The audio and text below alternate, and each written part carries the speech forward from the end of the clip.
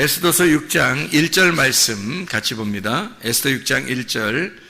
그날 밤에 왕이 잠이 오지 아니하므로 명령하여 역대 일기를 가져다가 자기 앞에서 읽히더니. 여러분 잠 안 올 때 있어요, 없어요? 그럴 때 뭐 해야 되겠어요? 예, 성경 읽어야 되겠습니다. 예, 잠 안 올 때는 우리가 성경 읽어야 되겠습니다. 갑자기 잠 안 오는데 이게 갑자기 안 오는 사람도 있었는데 에스더서의 6장의 1절에 그 왕이 아마 잠이 갑자기 안 왔다. 나도 그런 거 아닌가? 또 이렇게 낮잠을 많이 자면 밤에 잠이 안 오고요. 덜 피곤하면 또 잠이 안 와요. 그래서 운동도 좀 하고 그러지 않으면 또 성경이라도 읽고 그러면 잠이 틀림없이 옵니다. 진짜 기가 막히게 잠이 잘 오죠. 성경 읽으면. 에스더서 6장 1절에 왜 하필 이 시간에 잠이 안 왔을까? 왕한테. 그죠?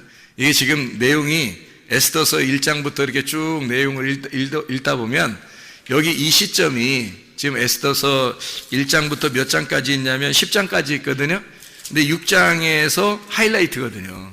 여기가 하이라이트예요. 그러니까 1장부터 10장까지 해서 아주 하이라이트 부분이에요. 이 부분이. 근데 어떻게 되어 있냐면 6장 1절에 갑자기 왕이 잠이 안 오는 거예요. 그러니까 이게 그날이 어떤 날이냐면 이 날이 모르드게를 나무에다 매달아서 죽일 날이에요. 이 날이. 그러니까 그 죽이려고 허락받으러 오는 날이에요. 그날. 그 하만이. 근데 이상하게 그날 딱 와가지고 허락을 받으면 바로 이제 매달아서 죽이려고 그랬거든요. 6장을 읽어보면 그렇습니다. 그런데 갑자기 그 전 밤에, 그러니까 이제 아침이 되면 이제 매달릴 판이에요. 근데 그 전날 밤에 희한하게 잠이 안 오는 거예요. 하나님이. 이상하잖아요. 갑자기, 그죠? 그러니까 이걸 이제 우리들 말로 말하면 타이밍 죽인다. 이런 말 할 수 있죠. 그죠? 타이밍이 아주 끝내줍니다. 요게 만약 그 전날 이런 일이 없었다면 아마 타이밍이 어긋났을 수도 있어요. 그날 이 허락받으러 왕한테 가는 그런 날이거든요. 그 날이 밝은. 그런데 밤에 잠이 안 온 거예요. 그래서 하만이 그렇지 않아도 딱 오자마자 이제 왕이 뭐라 그러냐면 너 잘 왔다. 내가 잠이 안 와서 일기를 봤는데 거기에서 진짜 나한테 굉장히 유익하게 한 자가 있는데 내가 어떻게 했으면 좋겠냐. 그러니까 자기인 줄 알고 막 얘기를 하잖아요. 이렇게 해줬으면 좋겠다, 저렇게 했으면 좋겠다. 그걸 완전히 다 해주라고 모르드게한테. 모르드게가 계속 인사도 안 했던 사람이거든요. 이 하만한테 인사도 안 했던 사람이라 그렇지 않아도 꼴사납고 그렇지 않아도 죽이고 싶었는데 그날 하여튼 왕이 칭찬하는 사람은 이렇게 할 것이다 라면서 왕복을 입히고 그냥 말 태워가지고 그냥 막 외치면서 이렇게 다녀야 되니까 얼마나 수치스럽게 해서 하만 입장에서는 그 일이 있고 나서 바로 이어가지고 에스더가 이야기를 하는 장면이 나오는 거죠. 왕한테 우리 백성을 좀 돌려주십시오. 너네 백성이 왜 무슨 일이 있는데 내가 나라 절반이라도 너한테 줄 판인데 이렇게 얘기를 하잖아요. 그래서 이제 하만이 바로 이제 잡혀오고 이제 이걸 대역전 드라마가 이제 시작되는 놀라운 일이 6장부터 일어나는 겁니다. 6장에 뭐부터 일어난 거예요? 6장 1절에 대역전의 드라마 시작이 6장 1절에 어떻게 해서 일어났어요? 잠이 안 와서 일어났어요. 잠이 안 올 때 뭐 해야 된다 우리가? 성경 읽어야 된다고. 잠 안 올 때 성경 읽으면 하나님의 놀라운 역사가 여러분에게 임하십니다. 이 사람도 잠이 안 와가지고 갑자기 하나님의 일을 하게 된 거예요. 잠이 안 와서 하나님의 그 원하시는 하나님의 타이밍에 자기가 하나님의 그 시간을 끝내주게 이행하게 된 거죠. 이 사람이 잠이 안 올 때. 그러니까 하나님이 잠 안 재우신 거예요. 갑자기. 그러니까 이런 큰 일들을 하나님께서 이렇게 계획하시고 하나님이 이렇게 만들어 가시는 하나님의 역사를 우리가 이제 성경을 통해 볼 수가 있죠. 그러니까 하나님은 어쨌든 타이밍을 놓친다, 안 놓친다? 안 놓친다. 하나님은 절대 타이밍 안 놓친다. 우리는 답답해, 안 답답해요? 우리는 답답할 때가 있어요, 없어요? 있어요. 우린 답답한 거지. 우리가 왜 답답해요? 한없이 어떻게 응답이 왜 이렇게 오랫동안 안 돼? 응답이. 그리고 언제 될지 모르는 거야. 이게 이제 어떻게 되냐면 우리는 항상 어떻게 되냐면 과거나 현재와 미래가 있기 때문에 이 응답 지금 계속 응답이 안 오고 있어. 작년에도 응답이 안 왔고 계속 응답이 없었으니까 앞으로도 응답이 안 되면 어떡하지 하면서 그 두려워하는 마음이 늘 있단 말이에요, 사람들은. 왜냐면 과거, 현재, 미래를 사니까. 근데 하나님은 답답할 일이 별로 없어요. 하나님은 답답할 일이 없으니까 내가 지금 역사할게. 그럼 그 지금 역사하는 거예요. 근데 그게 희한하게 우리의 인생에서 하나님이 우리의 인생을 간섭하시는데 절대 거기서 타이밍을 안 놓친다는 거죠, 하나님이. 근데 사람들은 답답하고 내 기도한 게 왜 이렇게 안 되지 그렇게 할 수 있어요. 근데 하나님이 이 왕을 갖다가 잠을 안 재우시고 그 타이밍에 그날 그렇게 역사하지 않았다면 이게 어떻게 됐을지 모르는 그런 시점인데요, 절대 그 타이밍을 안 놓칩니다, 하나님이요. 왕을 잠을 안 재워서라도 그 역사를 이루는 거예요. 하나님의 뜻을 이루는 거예요. 그게 하나님이셔요. 보라, 지금은 은혜 받을 만한 때요, 보라, 지금은 구원의 날로다. 하나님은 항상 현재, 지금만 있다. 하나님은 항상 현재만 있는 것이다. 그러니까 과거나 미래가 아니라 현재, 지금. 네가 지금 기름등불 준비하고 있느냐? 네가 지금 주님 만날 준비하고 있느냐? 네가 주님 언제 오실지 모를 때 너는 지금 주님 준비하고 있는 사람이냐? 지금 기름이 떨어지지 않고 있느냐? 이걸 물어보셔요. 주님이 그거 보신다고요. 그럼 우리가 그걸 준비해야 되겠죠. 슬기로운 다섯 처녀 되려면 마태복음 25장의 1절부터 13절 말씀에 있는 것처럼 슬기로운 다섯 처녀가 돼야 돼요. 미련한 다섯 처녀처럼 그렇게 등불이 꺼져가면 안 된다고요. 등불이 꺼져간다는 말은 진리의 말씀, 이 진리의 말씀만 등불이거든요. 거짓의 말씀은 등불이 아니에요. 같은 어둠이지. 진리의 말씀이 등불인데 그 등불이 꺼져가는 거예요. 내 속에서 진리의 말씀이 점점 사라지는 거예요. 주님이 나를 만나지 않기 시작하는 거예요. 그러면 그게 꺼져가고 있는 순간이에요. 그러면 그것을 위해서 여러분이 몸부림쳐야 합니다. 하나님, 내 기름이 떨어지지 않도록 이것을 놓치지 않기 위해서 울타리를 치고 살아야 되는 거예요. 하나님의 울타리를. 그래서 그 안에 사는 것을 율법이라 그렇게 말해요. 하나님은 스스로 계신 자니까 하나님은 살아계신 자란 말이에요. 스스로 계시다 그 말은 살아계시다 그 말이에요. 그럼 반대로 우리는 죽었다는 얘기고 우리가 죽어있는 자 어둠인데 주님만 살아계신 하나님이라는 거예요. 그 살아계신 그 하나님이 우리에게 뭐라 그러냐면 너 기름등불 꺼치지 말라는 거예요. 내가 널 만나줄 테니까. 그게 꺼지면 어둡다는 거예요. 그거 꺼지면. 그래서 그거 등불을 계속 켜야 된다는 거죠. 그 왜 우리 사사기에 보면은 기도원의 300용사가 있죠. 그래서 거기 성을 갖다가 막 이렇게 돌면서 무너뜨리잖아요. 근데 거기 그 성을 무너뜨릴 때 항아리를 어떻게 해요? 항아리를 깨뜨려요. 항아리가 우리의 육체거든요. 말씀이 등불이고 거기 항아리가 육체예요. 말씀이 육체를 입고 오셨다, 그 주님이. 그래서 깨져야 될 것은 항아리고 속에 등불이 나타나는 거죠. 그러니까 결국 주님께서 죽으실 땐 뭐가 죽었어요? 육체가 죽으시고 말씀은 살아계시단 말이에요. 등불이 켜져 있다고. 그 등불이 계속 켜져 있는데 그게 내 속에서 등불이 켜져 있어야지. 그러려면 어떻게 돼야 돼? 내가 이게 육체가 돼야 돼요? 몸이 돼야 돼요? 몸이 돼야 돼요. 이 무슨 말이냐면 육체로 죽으셨으니까 육체는 내 육체잖아요. 예수님이 십자가 못 박혀 돌아가시는 그 육체는 나의 육체라고. 그러니까 나의 육체는 끝났어야 된다고. 십자가에서 끝나야 되고, 그러면 뭐가 돼? 그리스도의 몸이 돼야 되는 거죠. 그리스도의 몸이 살아있는데 그 속에 뭐가 있다고? 등불이 꺼지지 않고 있죠. 부활하신 주님이. 그래서 그 말씀이 내 속에서 계속 불이 타고 있는 거예요. 그러면 그걸 보존하는 이게 내가 육체가 아니라 몸이 되는 거죠.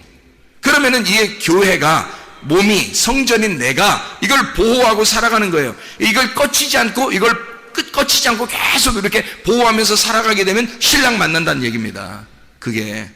근데 이걸 꺼치면 안 되는 거죠. 그래서 육체는 이미 죽었으니까 육체대로 다시 살면 안 돼요. 그건 또 깨져야 될 거니까. 그러니까 육체가 깨지는 건 이미 끝났잖아요, 예수님께서. 그러니까 우리가 육체는 이미 끝났다고 우리가 회개하고 그 몸으로, 그리스도의 몸으로 말씀을 보존시키면서 살아가는 것이 그리스도인이다. 이게 등불 꺼치지 않는 방법이고, 기름을 계속 타야 되는 것은 아침과 저녁으로 계속 말씀으로 우리가 무장해야 된다는 것을 말하는 거예요.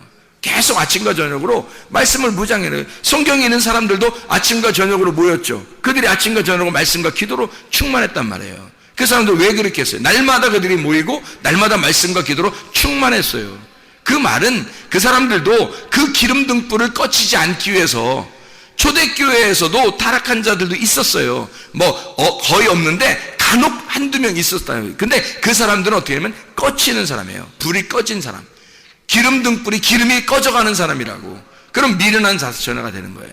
슬기로운 다섯천하가 되면 우리는 기름 등불을 꺼치지 말아야 돼. 그 꺼치지 않는 걸 뭐라 그러면 살아있다 그래요. 살아있다 그러면 스스로 있는 자가 계신다, 그게 생명이다라는 얘기예요. 생명이면 영생하는 것도 생명이잖아요. 영원한 생명. 그래서 천국에 사는 거거든. 우리가 사망 그러면 어둡고, 사망 그러면 죽는 거예요. 끊어지는 거고 하나님하고 분리가 되는 것을 말하는 거죠. 그러니까 살아있어야 된다, 생명이 있어야 된다. 그러면 하나님은 우리를 다시 회복시키는 것이 하나님의 뜻이라는 거죠. 에스더서 6장에 보면 하나님의 회복시키시는 시점인 거죠. 이게 하나님이 절대 타이밍 안 놓치니까, 왕을 잠을 재우지 않아서라도 하나님은 이 왕이 잠을 안 자게, 왕을 잠을 안 오게 해서라도 하나님의 타이밍을 맞추어 주신다고요. 절대 그걸 안 놓치신단 말이에요. 그러니까 하나님은 요 다음부터 어떻게 해요? 완전히 역전되는 대역전 드라마가 시작되는 거예요. 에스더서 6장 전까지만 해도 굉장히 암울하단 말이에요. 암울한데 6장 이후부터는 계속 반전에 반전을 거듭합니다. 그래서 역전극이, 드라마가 이게 막 시작되는 거죠. 그게 6장부터 이루어지는 사건이거든요. 하나님의 그 계획하심, 하나님의 그 선하심이, 간섭하심이 시작되고 있다는 얘기예요. 하나님이요. 그러니까 하나님은 선하신 하나님이다. 그걸 우리가 분명히 기억해야 되죠. 저도 어려움이 있을 때, 실패가 있고 실수가 있고 내가 잘못하고 죄짓고 이렇게 어둠 가운데 있을 때 하나님이 나를 반드시 선하게 인도하실 하나님이라고 하는 것을 믿었죠. 물론 믿었죠. 하나님이 그렇게 하실 거야, 나를 어떻게든지 그렇게 하실 거야 라고 믿었죠. 그 주님께 의지한 겁니다. 그랬더니 결국에는, 자, 처음에 내가 보라 지금 은혜 받을 만한 때요 하면서 하나님의 음성을 들었다고 했어요. 그 다음부터 계속 암울한 시대를 살았단 말이에요. 어둡게 살았단 말이에요. 힘들게. 그러다가 결국 하나님이 나를 돌려놓기 시작하는데, 원래 이 하나님이 내게 응답하시는 음성을 하나님이 주시는, 보라 지금 은혜 받을 만한 때요가 돌아와 보니까, 수십 년이 지나서 하나님 앞에 돌아와 보니까 보라 지금이 되더라는 거예요. 그게, 아니 보라 지금이라고 수십 년 전에 얘기했는데 다시 돌아와 보니까 보라 지금인 거예요. 보라 지금은. 그러니까 이게 하나님에게서는 과거, 현재, 미래가 없구나, 항상 지금이시구나. 하나님이 나를 제자리로 돌려놓는 데까지는 수십 년이 걸렸어요. 그런데도 그것이 지나고 나니까 그게 보라 지금은 은혜 받을 만한 때고 보라 지금이 구원의 날이더라, 그런 말이죠. 그럼 왜 이렇게 빙빙빙빙 돌려서 다시 제자리로 갖다 놨을까요? 여러분, 그 가나안 땅에 있었던 이스라엘 백성들 아시죠? 야곱 때 아브라함, 이삭, 야곱이 가나안 땅에 살고 있었습니다. 야곱 때 어떻게 됐어요? 애굽으로 가게 하죠? 근데 그게 하나님의 계획이에요? 그냥 어떻게 우연히 된 거예요? 하나님의 계획이에요. 애굽으로 가서 다시 거기서부터 출발해요. 400여 년을 지나고 다시 오게 해서 원래 가나안 땅으로 들여보내질 때까지, 이것을 기간을 엄청나게 지낸단 말이에요. 수백 년이 걸려서 이거를 지나서, 그 과정을 지나서 결국 가나안 땅에 다시 돌려놓는 거예요. 그렇죠? 그게 하나님의 계획이란 말이에요. 그러니까 여기서 가나안 땅에서 떠나는 백성이 다시 돌아올 때까지가 바로 누구를 말하는 거예요? 바로 여러분과 저를 말하는 거라고요. 이건 이 사람들이 수백 년이 걸쳐서 우리를 보여주는 거란 말이에요. 이게 하나님이 원래 출발하는 그 장소에 하나님이 다시 되돌려 놓기까지는 수백 년이 이 사람들이 걸렸다. 저 같은 경우도 수십 년이 걸렸다. 하나님의 그 응답을 받은 그 시점부터 수십 년이 걸려 다시 제자리로 돌아오게 하더라는 거죠. 결국에는 하나님의 선하심입니다. 절대 타이밍 안 놓쳐요. 우리로서는 막 안타깝죠. 빨리 성공하고 싶고, 빨리 뭐가 좀 되고 싶고, 빨리 응답받고 싶고, 기도했다면 척척 막 다 응답받고 싶고, 그렇죠. 근데 절대 하나님의 타이밍에서는 절대 놓치지 않으니까, 하나님의 타이밍에서는 늦은 게 아니에요. 우리가 늦다고 생각하는 거지. 하나님의 타이밍엔 절대 늦은 게 없다고요.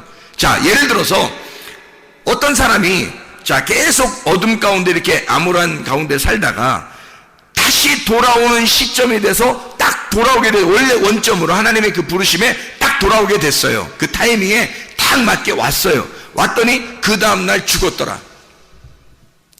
괜찮은 거예요. 천국 가니까 괜찮다고. 돌아왔잖아요. 돌아온 거니까 하나님에게선 지금이라고요. 그게 우리는 한참 걸렸지만 하나님은 지금이야. 그냥 괜찮다고요. 우리는 자꾸 늦다고 생각해. 하나님께서 왜 빨리빨리 역사하지 않을까 이렇게 생각할 때가 많아요. 근데 하나님은 늘 지금이야. 하나님 절대 늦추지 않으십니다. 늦지도 않아요. 그걸 절대 타이밍을 놓치지 않는다. 왜 이렇게 돌리는가? 우리를 뭐 하려고 그러는 거예요? 애굽에 있는 이스라엘 백성들을 광야로 끌어내서 그 용광로 같은 광야에 집어넣었다가 다시 가나안 땅에 오게 해요. 그냥 바로 그냥 휙 오면 안 되나요? 하나님이 뭐 그런 역사 하지 못하겠어요? 충분히 할 수 있거든요. 근데 안 한다고요. 광야에까지 집어넣고 그 다음에 다시 가나안 땅에 오게 해요. 광야에 나오는 것도 그냥 나오지 않아요. 원래 그냥 나오려고 했던 게 아니라 애굽에서 갑자기 왕이 바뀐 거예요. 그 왕이 바뀌어가지고, 원래 애굽에서 이 사람들은 요셉을 알던 왕이 있을 때는요, 그 사람들이 다 높은 위치에 있었어요. 다 지도자들이었다고. 애굽을 다스리는 사람들이었다고. 그 다스리는 그 사람들이 누구예요? 다 야곱 자손이에요. 야곱 자손들이 요셉이 왕권을 가지고 있기 때문에 자기 형제들을 다 한 자리에서 다 줘서 그 밑에 내려갈수록 조카에게 또 자녀에게 손자에게 계속 400년 동안을 계속 높은 자리를 줬기 때문에 애굽에서 보통 높은 위치를 가진 사람들이 아니었을 거란 말이에요. 이 사람들이. 그러니 나오고 싶겠냐고. 이 사람들이 생각을 해보세요. 나오고 싶지 않다고요. 그런데 어느 날 하나님께서 요셉을 죽였고, 요셉이 죽고 난 다음에 한참을 그렇게 살았는데 어느 날 요셉을 모르는 왕이 나타난 거예요. 요셉을 모르는 왕이. 요셉이 뭐야? 우리 애굽 백성도 아닌데 이러면서 요셉이 이렇게 하는, 요셉을 무시하는 자가 딱 나타나니까 갑자기 요셉의 형제들, 그러니까 그 야곱의 자손들을 갖다가 갑자기 종으로 다 만들어버린 겁니다. 그리고 막 잘 살던 사람이 갑자기 종이 되니까 어떻게 됐겠어요, 여러분? 잘 사는 사람들은 안 나와요. 나오라고 해도 안 나온다고. 근데 갑자기 종이 되니까 이 사람들이 막 아우성치는 겁니다. 살려달라고. 우리 하나님은 어디 계십니까? 살려주세요, 살려주세요. 막 아우성칩니다. 그때 하나님이요, 모세라고 하는 사람을 선택을 하는 거예요. 모세 선택하면 그때 바로 모세가 그냥 빨리 팍 자라나가지고 이스라엘 백성들은 나가자 해서 쫙 나오고 얼마나 좀 멋있어요. 근데 모세가 여차해서 거기서 애굽에서 살게 돼요. 40년을.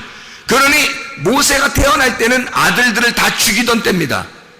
아들들을 다 죽이던 때에 40년을 애굽에 있게 하고, 그죠? 그럼 40년이 지난 겁니다.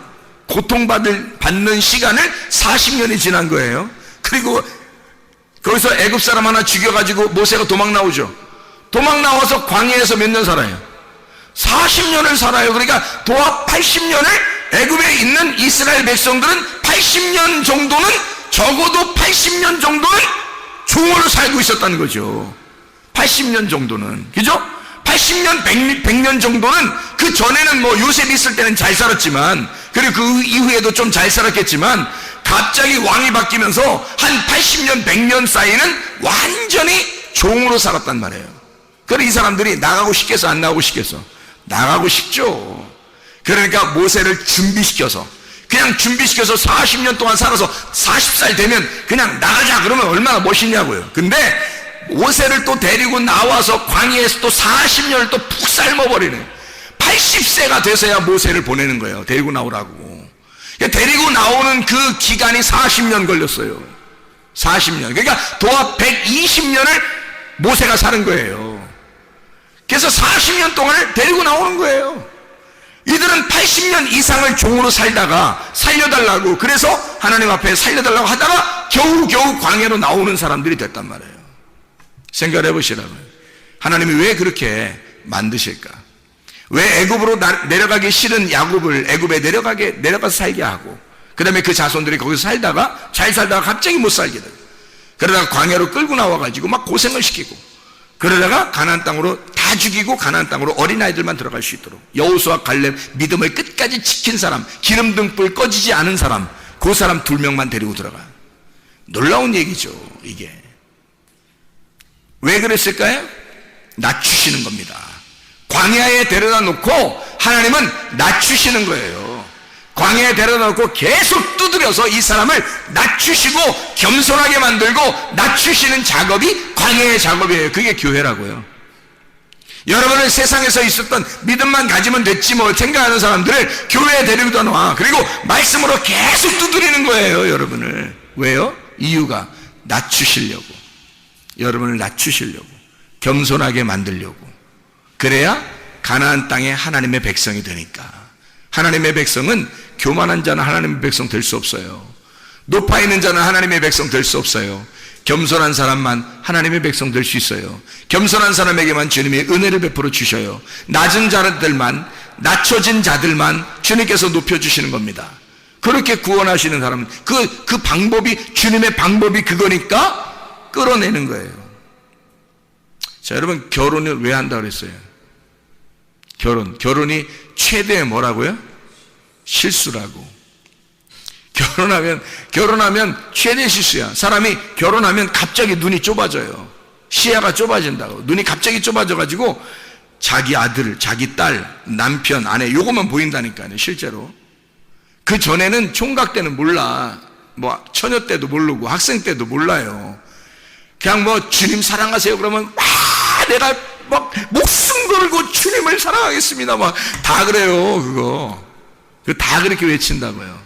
근데 결혼을 딱 하는 순간 눈이, 시야가 딱 좁아지면서 뭔가 이상하게 그때 결심했던 그것이 자꾸 이상하게 흐물흐물해진단 말이에요. 자꾸 청년 때, 학생 때 막 고백했던 그 고백이 자꾸 나 자신 이상해서 없어지는 거예요. 사라지는 거야. 그래 나중에 이제 뭐라 그러냐, 내가 말이야 왕년에는 내가 옛날에는 내가 너희들처럼 진짜 내가 열심히 했었는데, 이렇게 이런 헛소리 픽픽 하는 거죠. 왜 그렇게 됐어요? 이 사람이 결혼만 안 했으면 끝까지 갔을 텐데 결혼했기 때문에 시야가 좁아진 거예요. 자기 남편, 자기 아내, 자기 자식, 자기 돈, 자기가 먹고 살 거, 요게 딱 보이기 시작하는 거예요. 그래서 그런 거죠, 그죠? 결혼이 그래서 예수를 믿는 사람들에게는 최대의 실수입니다. 그렇죠? 근데 예수를 언약의 말씀으로 만난 사람은 진짜 아름다운 게 결혼이에요. 진짜 행복한 게 결혼이거든요. 주님 놓치지 않으면서 결혼 생활 해보세요. 얼마나 아름다운지. 주님을 최우선주의로 생각하면서 결혼 생활 해보세요. 얼마나 아름다운지 몰라요. 항상 예수님이 1번이에요. 2번이 남편, 아내, 또 2번이 딸, 아들, 이렇게. 항상 1번이 예수님 해보세요, 여러분. 그러면요, 결혼 생활이 굉장히 아름다운 게 될 겁니다. 근데 시야가 딱 결혼하면서 시야가 딱 좁아지면서 어떻게 되느냐, 갑자기 사람이 어떻게 바뀌어? 갑자기 딱 가정만 딱 바라보게 되거든요. 일단 그래서 교회보다 가정, 하나님보다 가정, 이게 먼저 이걸 막 생각하게 돼 있어요. 그러면요, 그것을 내가 이걸 먼저 생각해야지만 이렇게 하잖아요. 그러면 어떻게 되는지 알아요? 그들에 의해서 고통을 받기 시작합니다. 그들에 의해서. 어떤 고통이 일어나냐면, 그렇게 막 하고 있는데 애지중지한 나의 가장 사랑하는 남편, 나의 가장 사랑하는 아내, 나의 가장 사랑하는 자녀들, 뭐 이렇게 막 내 거 가장 사랑하는 돈, 내 가장 사랑하는 이렇게 막 하고 있었는데 거기에만 온통 신경 썼는데 나를 속삭이는 사람들은 다 그 사람들이야. 자기를 속삭이는 사람은 다 그 사람들만 하는 거야. 다른 사람들은 자기를 속삭이지 않아요. 딱 자기가 진짜 신경 쓰는 그 사람들만 딱 자기를 속삭여요. 고통이죠. 결혼을 안 했었더라면 이런 고통이 없었을 텐데 라고 계속 생각하게 되죠, 사람이. 그죠? 근데요, 진짜 주님을 만난 사람은 어떻게 될까요? 이것이, 이 고통도 하나님께서 내게 허락하신, 이 기쁨도 하나님이 내게 허락하신, 이것이 다 주님이 항상 우선이니까 이것이 어떻게 되더라도 하나님께 맡기는 거예요. 그 주님께. 그러면요 그냥 기쁘죠, 결혼 생활이. 그러니까 기쁘게 결혼 생활 할 거냐, 내가 실수했어 하면서 결혼 생활 할 거냐, 이건 우리가 진짜 선택해야 돼요. 생명과 복과 사망과 저주를 네 앞에 펼쳐놓겠으니까 네가 살기 위해서는 생명을 선택하라는 거야. 생명, 말씀이잖아요. 주님을 선택하라는 거예요. 먼저 주님을 선택해보라는 거예요. 실제로 해보라는 거예요. 진짜 회개하고 한번 해보라는 거예요. 그러면 가정만큼 행복한 게 없고 자기에게 행복을 주는 게 없어요. 자기의 주변에 가장 가까운 사람만큼 자기에게 기쁨을 주는 게 없단 말이에요. 마음이 넓어지는 거예요. 자기에게 고통을 주던 것들이 자기가 회개하고 나니까 마음이 넓어지는 거야. 갑자기 자기의 마음이 다 두드려서, 자기를 다 두드려서 납작하게 내지니까 마음이 넓어지죠.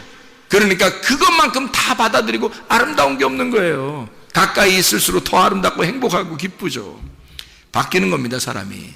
이게 실수가 아니라 내가 결혼을 안 했으면 어떻게 했을 뻔했어, 이렇게 되는 거죠. 내가 결혼 안 했으면 큰일 날 뻔했다, 이렇게 되는 거죠. 그렇게 한번 그런 인생 한번 살아보고 싶지 않아요? 근데 저는 그런 인생 살고 있는데, 진짜 그런 인생 한번 살아보고 싶지 않냐고요. 내 결혼 안 했으면 내가 어떻게 살았을까? 나 어떻게 됐을까? 결혼 안 했으면 큰일 날 뻔했다. 이런 은혜를 이런 말씀의 은혜를 내가 어떻게 깨달을 수 있었을까? 결혼 안 했으면 말씀이 그냥 막 보여. 결혼하니까 그냥 말씀이 쭉 보여, 그냥 다. 세상에 이렇게 호랑이도 제 말하면 온다고 그러잖아요. 그러니까 호랑이가 딱 그러잖아요. 내가 가장 중요하게 생각하는 게, 그게 사실 어떻게 보면 그게 나의 가장 큰 고통이 될 수 있다는 얘기예요. 언약의 말씀을 모르면요. 근데 언약의 말씀을 알게 되면 나의 가장 중요하게 생각하는, 가장 가까이 있는 것이 나에게 가장 큰 기쁨이고 내게 가장 큰 행복이라는 것을 알게 되는 것입니다. 하나님이 이 사람을 어떻게 한 거예요? 자, 주변을 바꾸는 거예요? 나를 바꾸는 거예요? 나를 바꾸는 거예요. 주변을 크게 바꾸는 게 없어요. 다 똑같아요. 그냥 여전히 신경 쓰이고 고통스럽고 다 그렇게 생각되는 것들이에요, 주변에.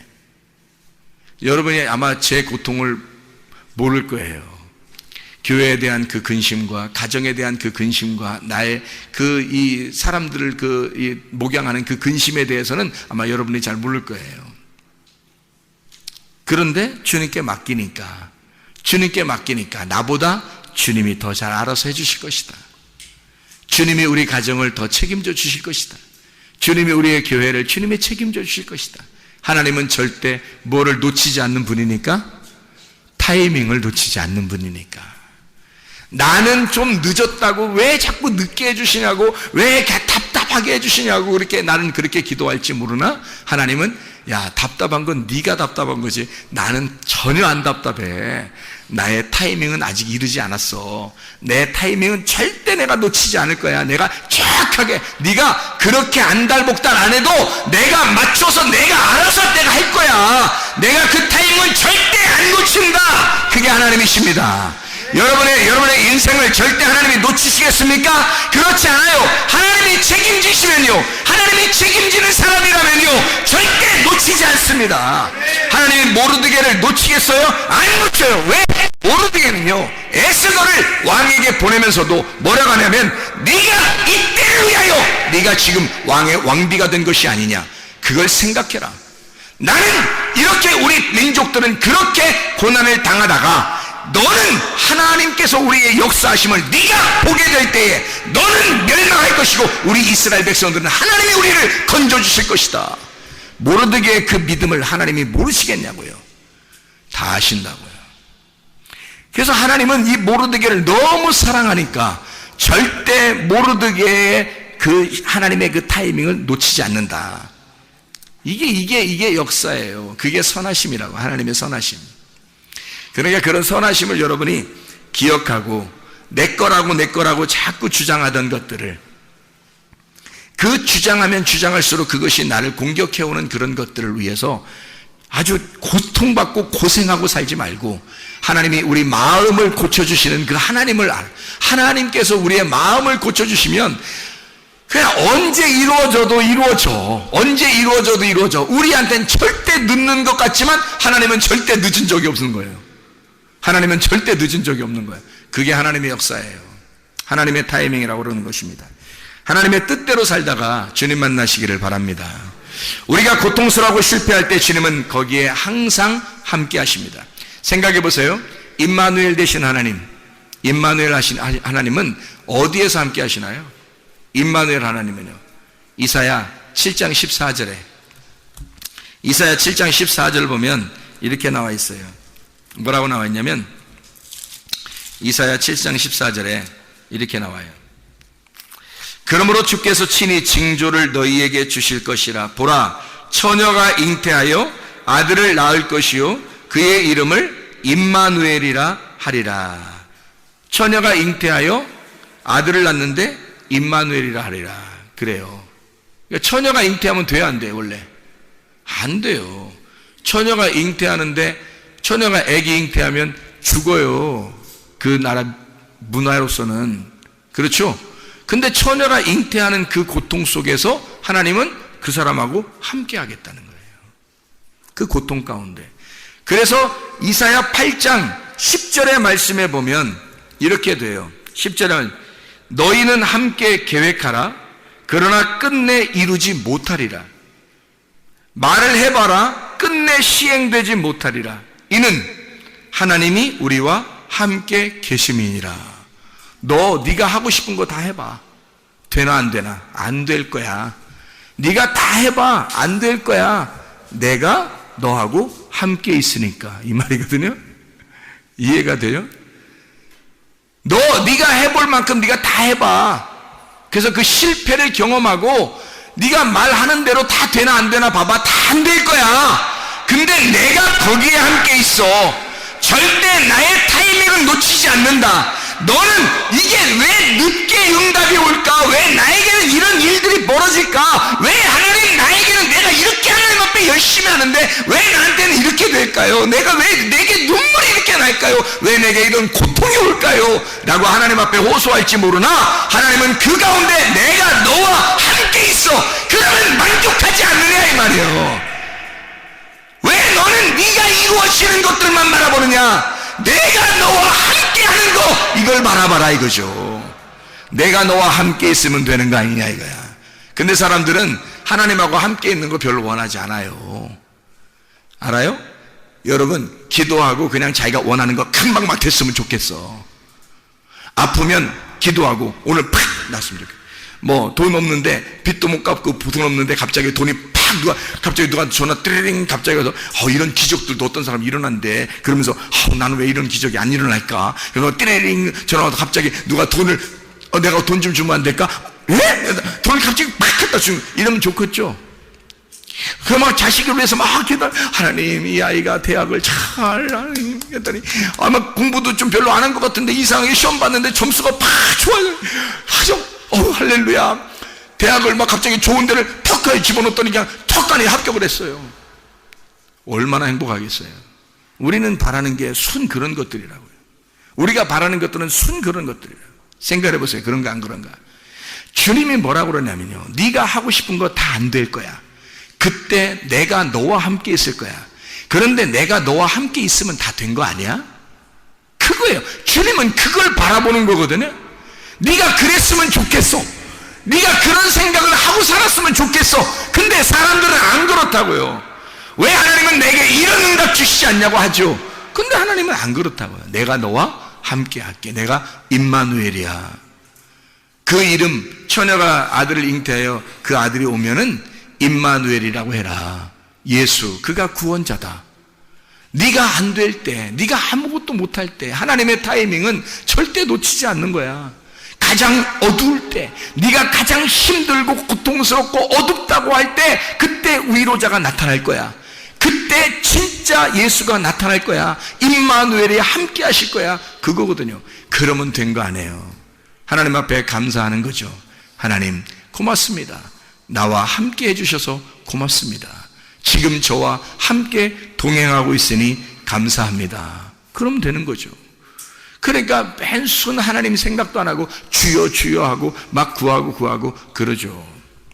그런데 주님은 우리에게 뭐라고 말해요? 주여 주여 한다고 천국 가는 게 아니다.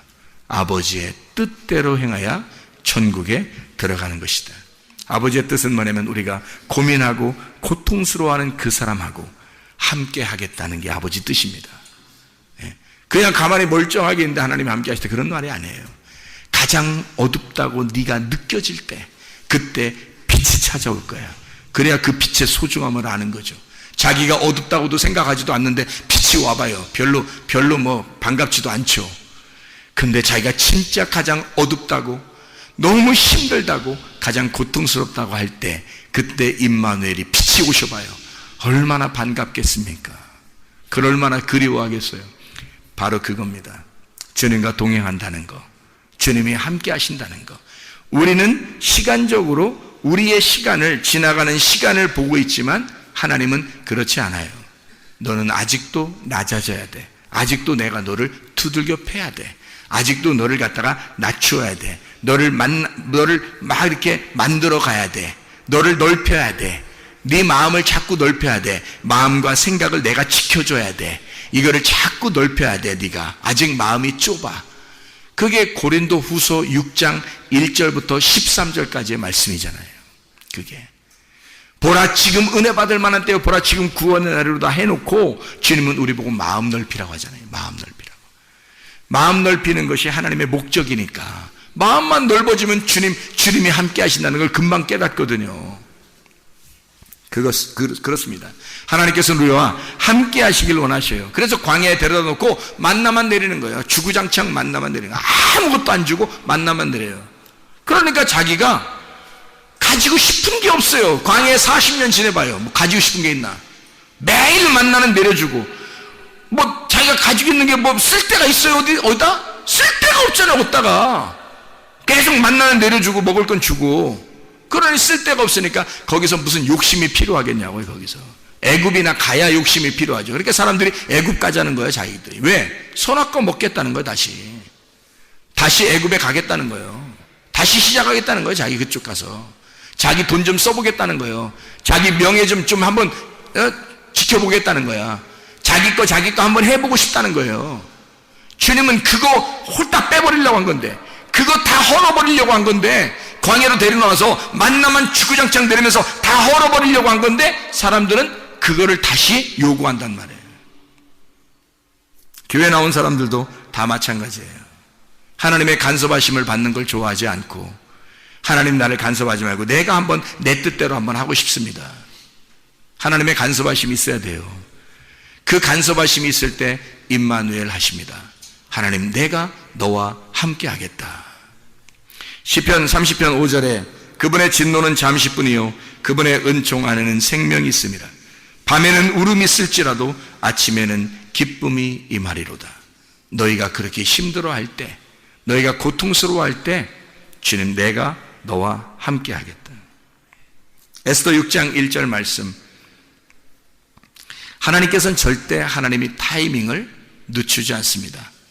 놓치지 않아요. 지금 기름 등불이 꺼져가고 있는가, 아니면 지금 기름 등불이 준비되어져 있는가, 날마다 하나님의 말씀으로 만족하며 살아가고 있는가, 우리는 하나님의 타이밍에 우리는 그 자리에 지금 있는가,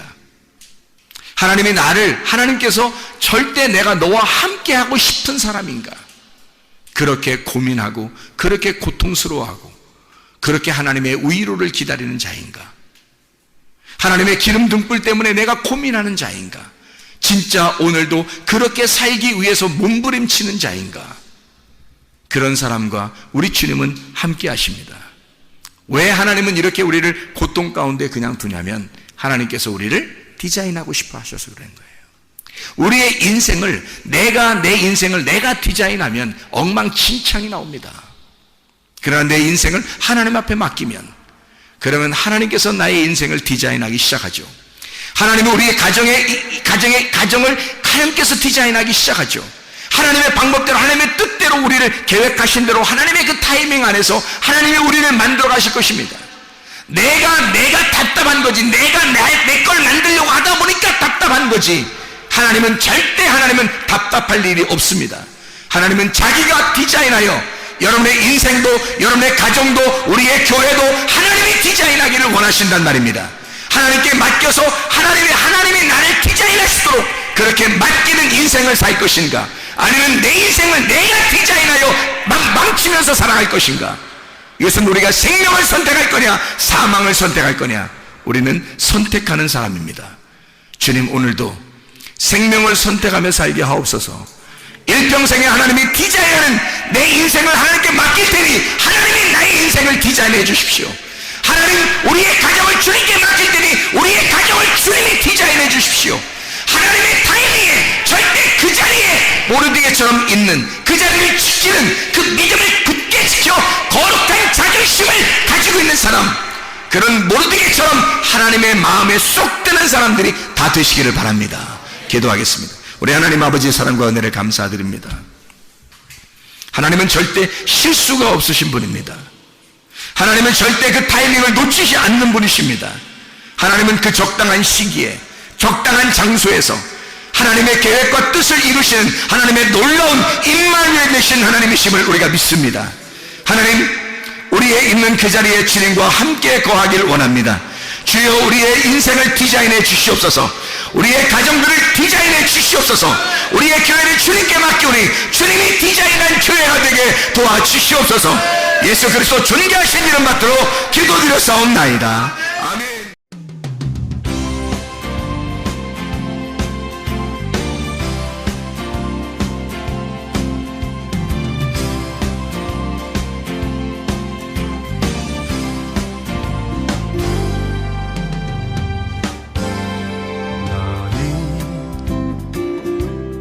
너머로 뻗은 나무 가지에 푸른 열매처럼 하나님의 귀한 축복이 삶에 가득히 넘쳐날 거야.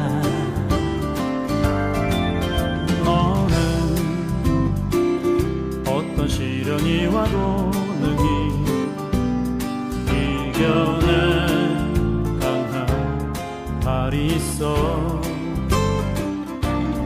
전능하신 하나님께서 너와 언제나 함께 하시니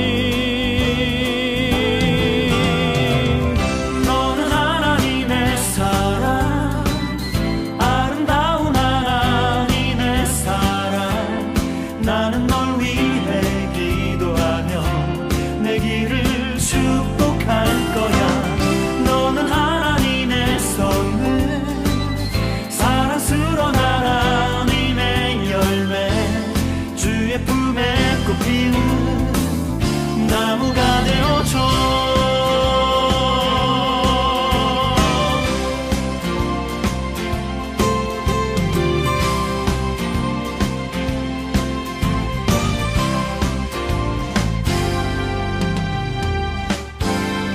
너는 담장 너머로 뻗은 나무 가지에 푸른 열매처럼